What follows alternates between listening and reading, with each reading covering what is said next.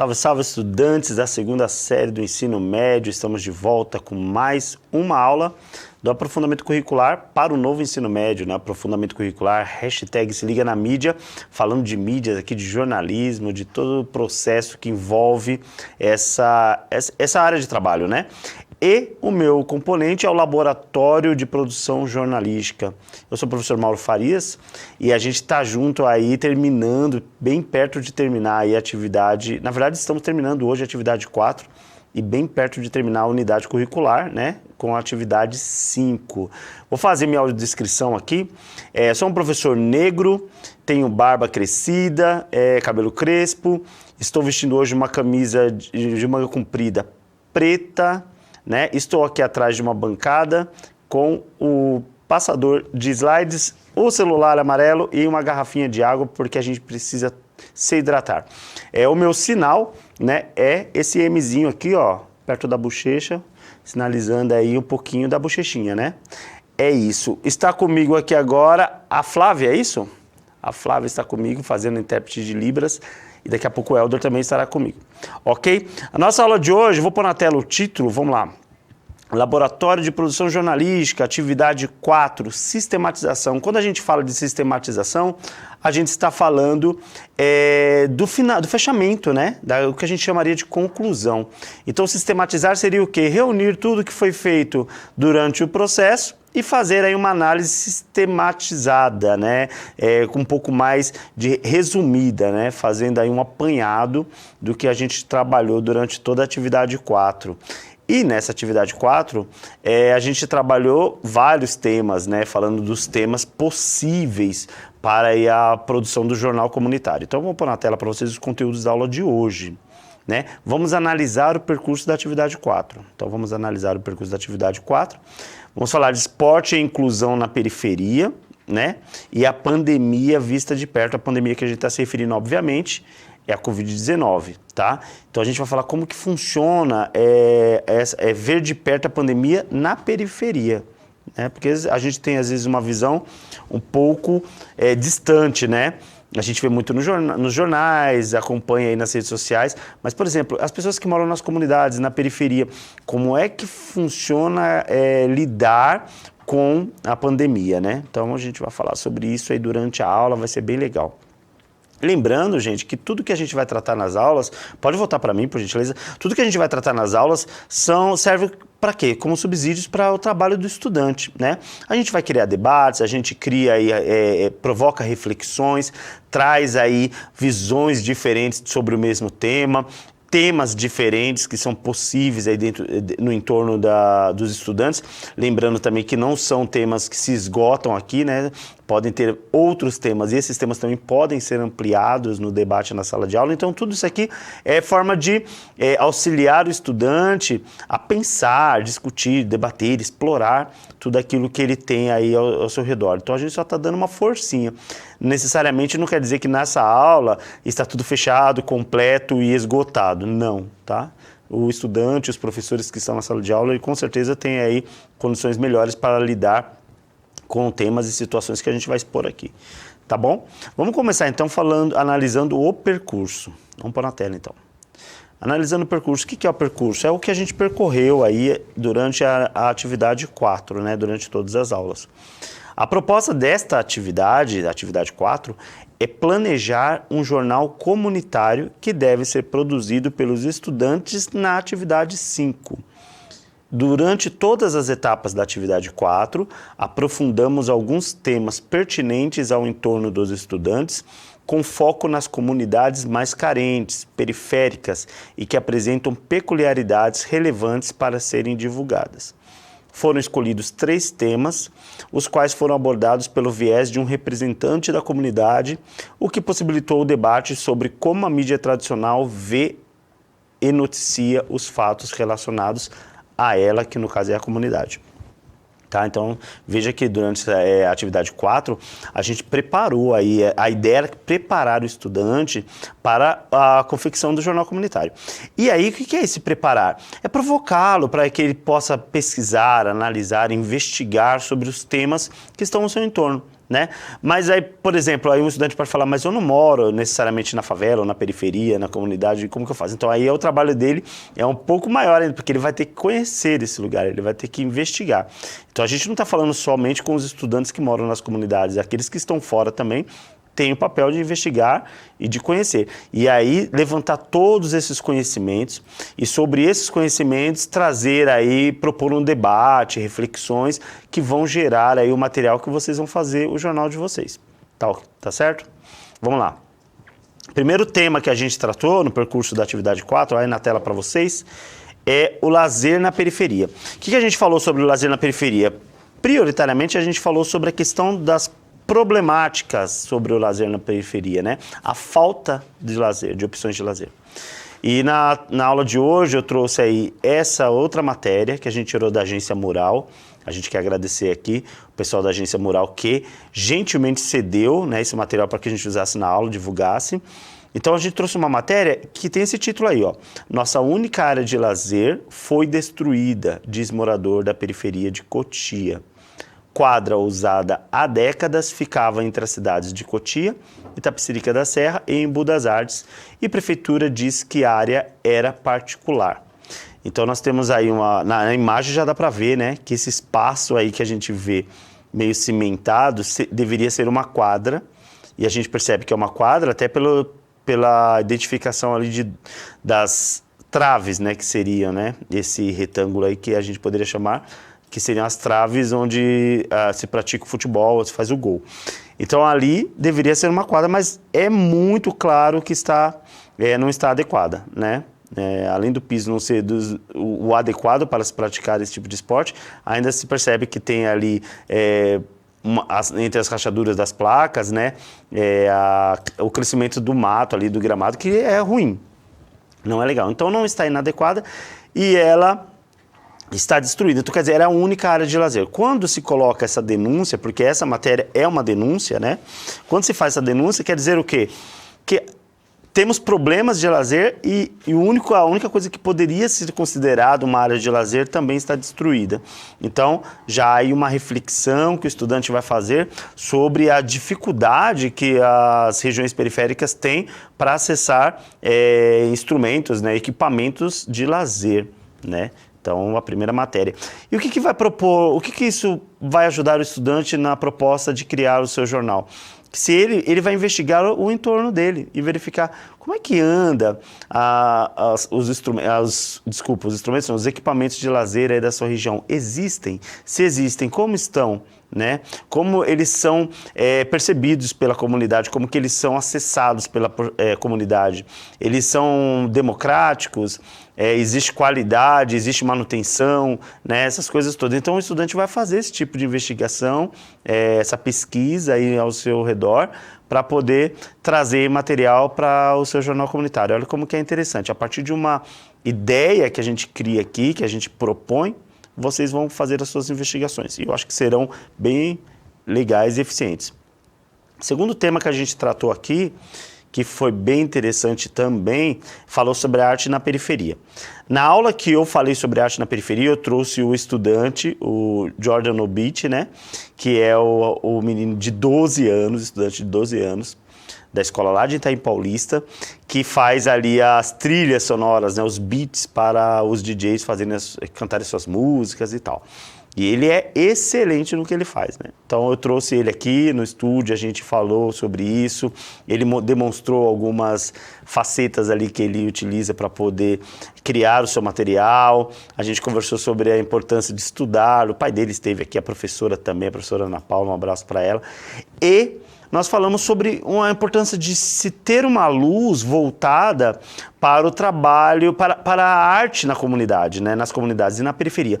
Porque existe muita notícia sobre periferia, mas a maioria delas é bem estereotipada, né? Então a gente falou sobre isso, né? Enquanto falou com ele, é muito estereótipo criado em cima de que na periferia só existe violência, só existe problema, só existe pobreza, só existe falta de estrutura. E todas essas coisas que eu falei realmente existem, né? E não existem só na periferia, mas na periferia é um pouco mais acentuado.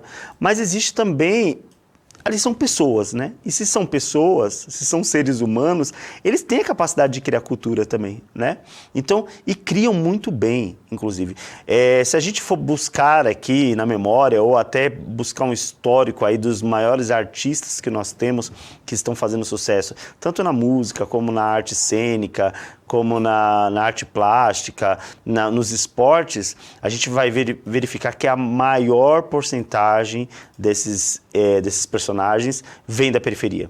Então mostra que a periferia, ela não é que ela pode também criar arte, ela é uma das maiores produtoras de arte e de cultura na sociedade no geral. E por que isso acontece? Aí a gente pode gerar vários debates aqui para poder discutir sobre qual é a causa, né? Mas a maior dela, talvez falando de forma aí bem leiga, seja a necessidade, né? Que na periferia a gente tem essa necessidade de estar sempre lutando, sempre correndo atrás, sempre se reinventando. E aí surge daí, né, a arte e a cultura que a gente vê essa riqueza toda. Na tela, o que eu trouxe para vocês hoje é aí uma imagem do Coletivo Mutum. O Coletivo Mutum é um grupo, né, de músicos e pessoal que faz arte de periferia, do qual participa o professor Luiz Eduardo, que esteve também na aula anterior, gravando com a gente aqui, falando sobre racismo estrutural. Então tá aí a imagem maravilhosa deles. Eu indico para vocês acessarem no Instagram a página deles e verificarem o material deles, que é maravilhoso. Outras aulas, na próxima atividade, a gente vai trazer um pouco mais de detalhes sobre o Coletivo Mutum. Mas tem aí. Então, põe na tela de novo, só para eu ler essa manchete. Então, o Coletivo Mutum é a união de diferentes experiências artísticas unidas por raízes musicais. O que acontece aí? No Coletivo Mutum, eles trabalham de forma muito eficiente essa união entre a música, a dança, a arte mesmo do trazer a denúncia, né, através das letras, da poesia, e fazer um trabalho maravilhoso. Tem muita ligação com raízes africanas, então a gente vai ver muita cor, muito batuque, né, que está ligado, até o professor Luiz, ele se considera, né, como um batuqueiro, né, que ele fala, eu sou um batuqueiro. Né? Então, assim, a gente vai perceber aquele ritmo africano, aquela coisa de raiz mesmo, letras poderosas, né? Cores, e muito legal. E a musicalidade é maravilhosa. Quem assistiu a aula que foi gravada, a última aula que foi gravada, percebeu como a gente começou a aula já com a música deles. Quem não assistiu ainda pode buscar lá e assistir, já está no repositório, tá? E no Instagram também. Então, no Instagram não, desculpa, no YouTube. Então, a gente falou sobre arte na periferia, que é um segundo tema. Então, perceba, né? Eu coloquei o primeiro, que é a falta de lazer.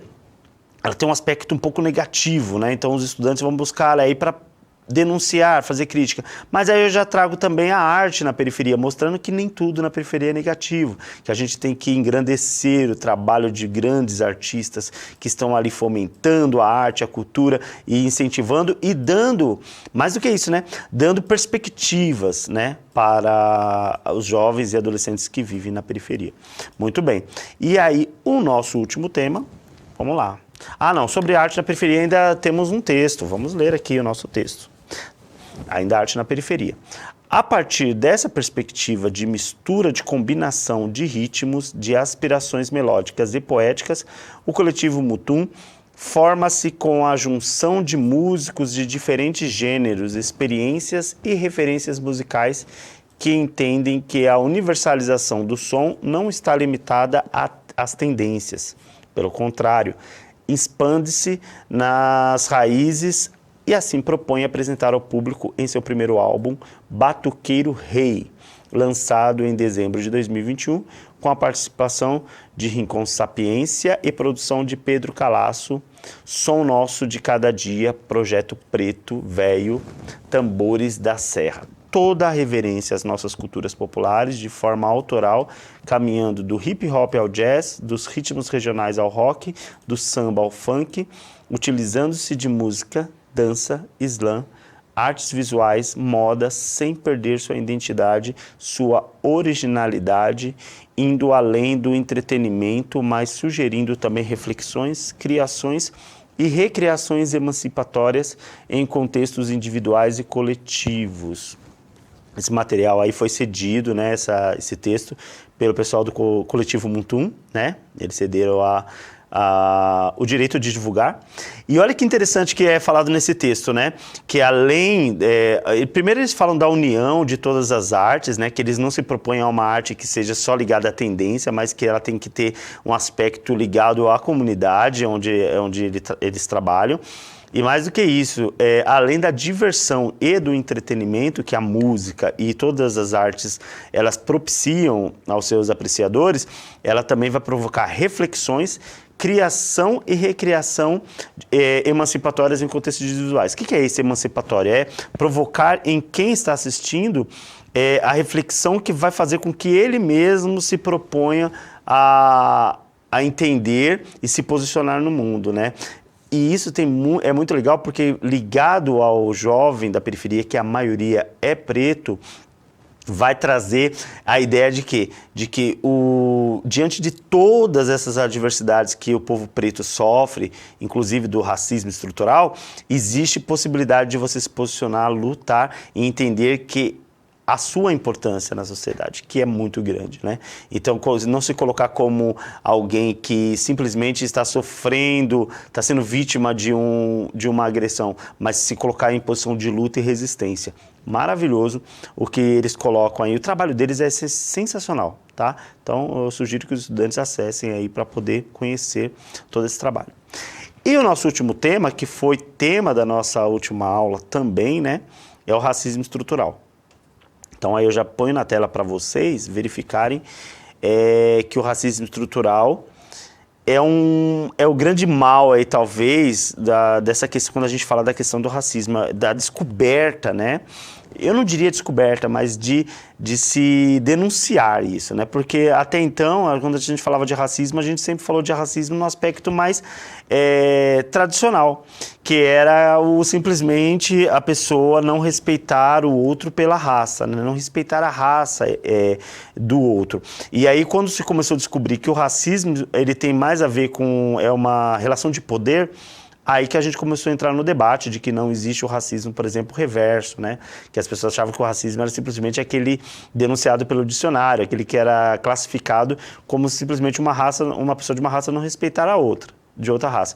E aí, com o tempo, as narrativas foram chegando ao ponto de que o racismo, na verdade, ele está ligado com uma relação de poder. Então, é preciso que um grupo, uma raça, tenha a possibilidade de oprimir uma outra, né? Uma relação de poder. E aí chegamos a essa questão do racismo, que não existe o racismo reverso. Mas mais do que isso, aprofundando os estudos, chegamos ao ponto de entender que o racismo já estava incutido ali, ele estava incerto, né? na sociedade, nas instituições, né? Na estrutura das instituições e da sociedade como um todo. Então, por isso que aí começou a se abordar o tema racismo estrutural. E o que é o racismo estrutural? Olha o perigo de não se entender o que é racismo estrutural, porque até chegarmos a esse debate, a essa discussão, que não é muito longa, né? A gente já vê, é um pouco mais recente, as pessoas, elas meio que não entendiam a sua parcela de responsabilidade na questão do racismo, né? E quando a gente está falando de pessoas, a gente não está falando só das pessoas da raça branca, mas a gente está falando de pessoas, inclusive, da raça preta mesmo, né? Dos pretos que não entendiam a importância de se analisar o poder que o racismo tinha nas estruturas sociais, né? Não, isso aí é vitimismo, é mimimi, nada a ver, isso faz parte da lei, isso está dentro das normas, e essas narrativas iam o quê? Destruindo todas as possibilidades que as vítimas de racismo tinham de se defender. Então, quando começou a se estudar a questão do racismo estrutural, aí vem à tona um novo conhecimento sobre essa prática, que eu sou racista, mas não sabia que era, né? Eu era racista e não sabia que era. Por quê? Porque praticava aqueles atos muito protegido por regras e leis e costumes que existiam na comunidade, na sociedade ou na sua criação familiar. Então, a partir daí passou-se a refletir sobre o que eu faço.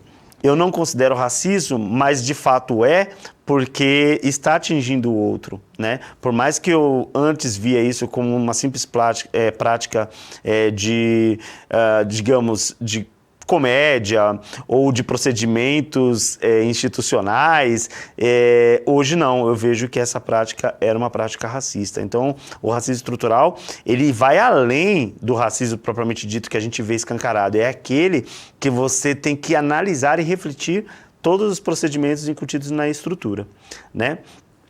E como exemplo disso, eu trouxe na aula anterior a gente falou com o professor Luiz, só para relembrar, né? E falamos sobre todas as possibilidades de racismo estrutural que existem, né? Por exemplo, você praticar discriminação dentro de empresas, instituições com normas, com regras, né? Ou dentro da escola, ou dentro, sei lá, da família mesmo, mas baseado em regras e conveniências que eram racistas e as pessoas não sabiam, né? Hoje eu trouxe uma nova matéria, um novo tema para a gente abordar o racismo estrutural, vou pedir para pôr na tela para vocês, que é esse aí, ó. A gente pegou do site da USP, né, Instituto de Psicologia da USP, que também nos cedeu gentilmente esse material para a gente trabalhar aqui. E a manchete é essa, ó, racismo estrutural é negligenciado por psicólogos não negros em atendimentos. Lembra, ó, veja bem a manchete, ó. Racismo estrutural é negligenciado, ou seja, não é levado em consideração por psicólogos não negros, né? Quando fala não negros, é porque aqui no Brasil é muito miscigenado, né? Então a gente não pode ficar só branco e negro. Existe uma diversidade aí de possibilidades, né, entre o branco e o negro. Então, psicólogos não negros, pode voltar para a tela, por gentileza. Psicólogos não negros em atendimentos. E aí tem essa foto, né, de duas mãos, uma branca e uma negra, de mãos dadas, e tem uma manchete, uma legenda embaixo, né? Precisamos entender que o racismo é um problema social não só dos negros. Isso é interessantíssimo, né? Então, o racismo é um problema social não só dos negros. Quando eles falam isso, eles estão querendo trazer o quê? A ideia de que o problema do racismo, ele vai gerar, como ele é estrutural, ele vai gerar problemas para a sociedade no geral, né? As pessoas não percebem isso, mas vai acabar gerando problema para a sociedade no geral. Então, acabar com o racismo vai curar a sociedade, vai trazer retornos aí maravilhosos, magníficos. Então, pensar que o problema do racismo estrutural é um problema da sociedade. Vamos falar sobre essa questão dos psicólogos não negros, como que eles negligenciam a questão do racismo estrutural? Vamos à leitura. De acordo com Mayara, o que muitas vezes acontece é a não compreensão do racismo como elemento inerente à sociedade. Boa parte dos psicólogos, aí é uma fala dela, né? Boa parte dos psicólogos não negros tem dificuldade em perceber que existem questões que vão além da patologização, né? Ou transformar essa ideia em doença, né? Porque são vistas de cunho individualizado, quando na verdade são um problema social. Muito disso advém do fato de que eles provavelmente não sabem o que é viver em uma realidade maculada pelo racismo, ou não o entendem em sua totalidade. Veja como é grave. Quando ela está falando de negligenciar o racismo estrutural, é porque dentro da estrutura da psicologia, eles, de certa forma, ainda não incutiram essa possibilidade de que o racismo estrutural ele é um dos itens que deve ser analisado para poder estudar a patologização, né? Ou seja, estudar a doença em si, né? O mal. Porque quando vai se falar sobre a questão do racismo, aí fazendo uma leitura aqui meio por cima, né? Quando ele vai tratar a questão do racismo como um problema psicológico, com o seu cliente, ele vai tratar de forma individualizada.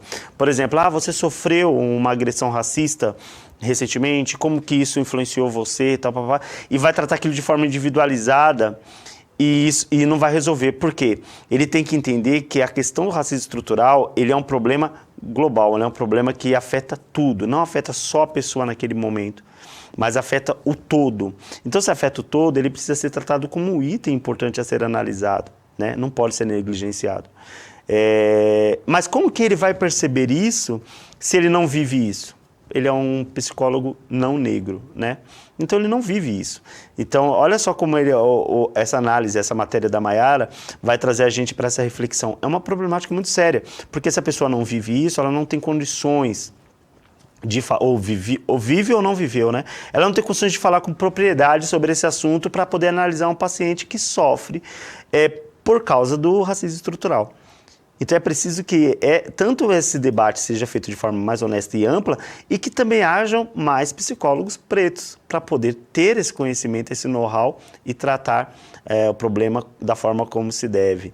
Então, é só para o estudante entender como o racismo estrutural ele é nocivo, porque se a pessoa não entende a parte global do problema, ela nunca vai conseguir resolver o problema. Então, a gente está falando de um fato de psicólogo, mas poderíamos falar de diversos outros aqui, né? Diversas outras áreas em que o racismo estrutural é negligenciado e acabam atrapalhando que ele seja erradicado. A gente pode falar, por exemplo, na área artística, né? Quando é escolhido o elenco de uma novela, de um filme, ou quando se fala sobre a escolha de modelos para trabalhar com determinada marca, ou etc e tal. E aí a gente vê que em alguns momentos, atitudes são tomadas ainda de forma muito individual. Não é que eu sou racista, mas é que a marca não gosta de trabalhar com pessoas que têm o cabelo assim, né? É um tipo de racismo estrutural. Então, por exemplo, a pessoa, ela está sendo racista escancarada ali, mas assim, ela vai se amparar numa regra do cliente da empresa. Não, a empresa não está procurando uma pessoa com essa característica. Essa característica não vai casar muito bem. Então, se a pessoa é um ser humano ali que representa boa parte do público brasileiro, ela não consegue fazer parte de um elenco para poder vender um produto ou representar uma marca, então a gente tem um problema aí, porque quem que está sendo representado? Se a maioria do público é negro. Então, olha as reflexões que ela vai provocando. Então, o racismo estrutural, ele é um problema que é muito amplo, né? Não é uma coisa simples que pode ser tratada de forma pontual. Então, foi um ponto bem interessante que trouxe aí. O último tema nosso aqui, para a gente poder fechar, é falar sobre a pandemia na periferia, né? Porque é um assunto interessante falar sobre pandemia na periferia, né? Como que a pessoa na periferia conviveu com a pandemia que ainda não acabou, né? Mas na parte mais agressiva dela. Porque na época da pandemia se fez o isolamento social, né? E que durou muito tempo, que gerou para pessoas da classe média problemas financeiros. Imagina, classe média eu estou falando, né? Problemas financeiros. Como será que viveu a pessoa na periferia? Vamos lá, antes que o nosso tempo acabe, vamos lá. Pandemia de Covid-19 vai deixar marcas na educação de crianças e jovens de favela.